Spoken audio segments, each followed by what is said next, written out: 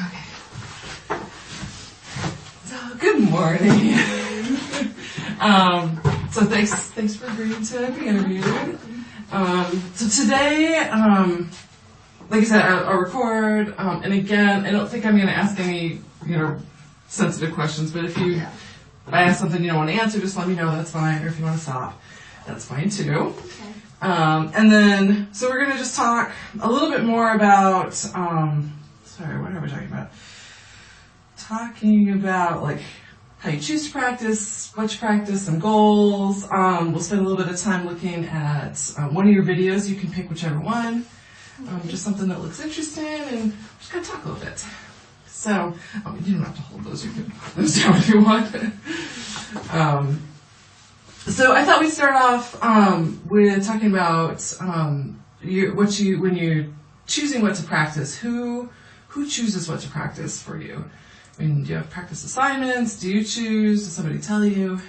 Yeah, usually I'll choose, but it'll be based off of stuff that we've done in class. Like if it's in a sectional or in full group, if Miss Ellis says, oh, we really need to make sure that measure or that section is really solid, then that's usually what I go home and practice. Or if I feel like I'm not really getting something that everyone else is getting, I'll do that. But it's more like if it's like a whole group thing. Okay. So just talk about the sectionals. Mm-hmm.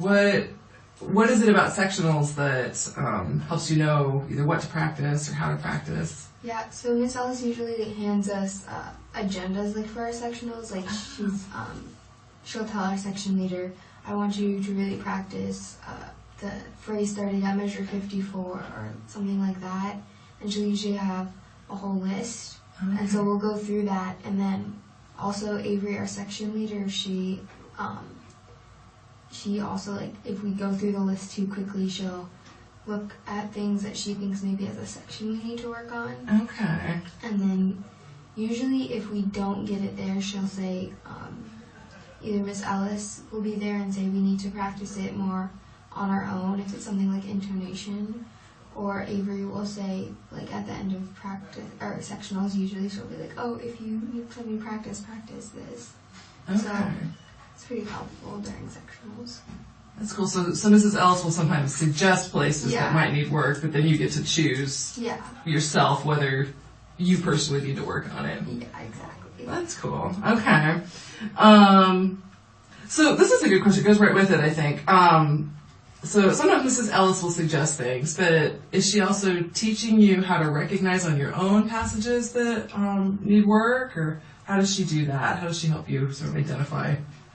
Yeah, so like towards the end of like a concert cycle, when we're getting closer to a concert, she'll stop like focusing on like individual like intonation spots, and it's more like tone and stuff.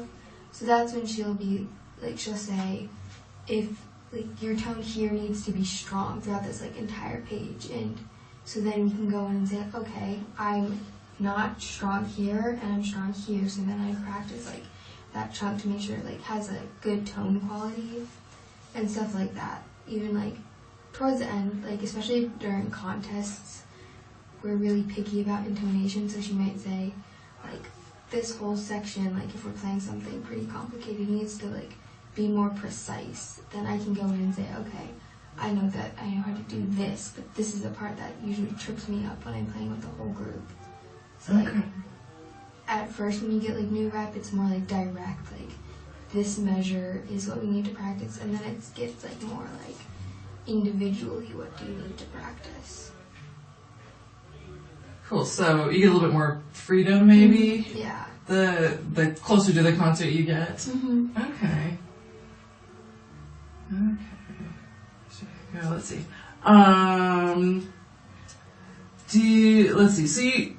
Let's do this one first. So, do you ever set goals for yourself when you're practicing? Yeah, usually it'll be like, if there's one passage, like, what we're doing in class with, like, Pirates of the Caribbean, it's a lot of triplets and going back, so, like, one of my goals has been being more steady lately. So, I'll usually, like, get a metronome out and try to, like, play against that. So, like, stuff like that.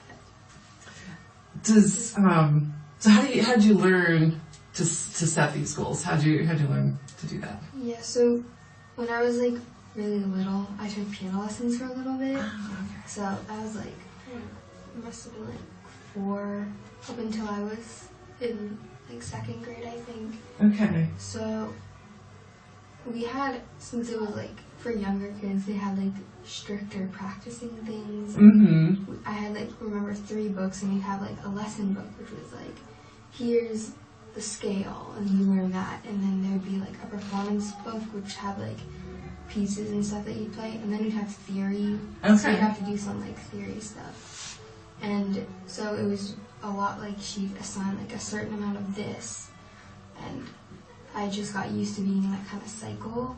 Okay. And then I stopped from like 2nd grade to 5th grade, and then when I picked orchestra back up in 5th grade, it was easier to get into that habit of like, okay, not really necessarily like starting with like scales, because like you didn't know what those were when you started like a new instrument, but more like, oh, I know if this is hard, how to repeat it instead of just like going over and over and over, like even if it like sounds like you're doing that during practice, like mentally being like, okay, that was good, but this time I want to do this. Okay. So some ideas from your piano lessons, you're going to do it with your cello. Mm-hmm. That's cool. So you talked about scales, and I know in the survey you filled out, you talked about when you start practicing, a lot of times you said you do a scale, and then you do it in the style of the piece. Yeah. So how did you learn how to put those together?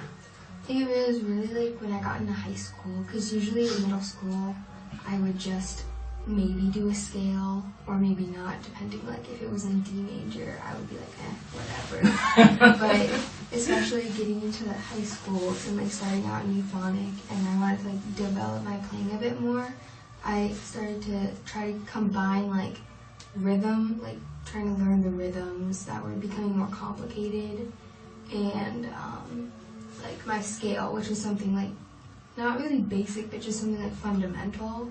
Mm-hmm. And then I felt it's easier to build like the harder rhythms on something that you already know, like a scale, rather than like seeing a piece and seeing like the different notes all like meshed up together in ways that you might not like know it unless you've heard it. But it's easier to be like, okay, I know how the scale is supposed to sound, so I can work from there.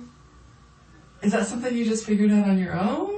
Or did somebody tell you that one time? Or I think I started doing it a little bit on my own, and then really when like Avery started doing like more and more like chamber music stuff, and we like eat lunch together, and I would eat lunch while she practices, and she'd be like, so like 2 years ago, like when we were both in euphonic, and then we knew that we'd be in chamber the next year, she was like, yeah, some of my friends say we do this, and I was like, oh yeah, and so I became more conscious of it, I think. okay. Then, and so I use it more now, but I did like develop it a little bit on my own. On your own. Yeah. That's cool. So you and Avery are bouncing ideas off of each other. Mm-hmm. Yeah. Do you guys ever practice together? Sometimes we do. Uh-huh. Yeah. Which is really cool because she has like more, I won't say time in her schedule because she actually has like 0 time, but she fills it more with music type things, and I don't really like have the time in my schedule to do it or like get private lessons and stuff. So Mm-hmm. sometimes I talk to Avery like, oh, how should I practice this? And she'll be like, oh, well, I could listen to it, or we could like talk it out, and I'll like send her stuff like, is there like a fingering I should use for this? Like, I did, it's like sometimes in my church they ask me to play stuff, and I'm like, oh, okay. And I'll be like, you know, if I could take this like all on one string, or if I have to do all these crazy string crossings or something like that. And she'll be like, oh, if you like try this, it should help. So, yeah. Cool. Does Mrs. Ellis ever talk about practicing together like that, or is that just something that you ladies do? Because we've known each other since we were like in kindergarten, and we've done like sports together, camps together. Like, I don't know, even though we didn't go to the same schools, we like saw each other all the time. Okay.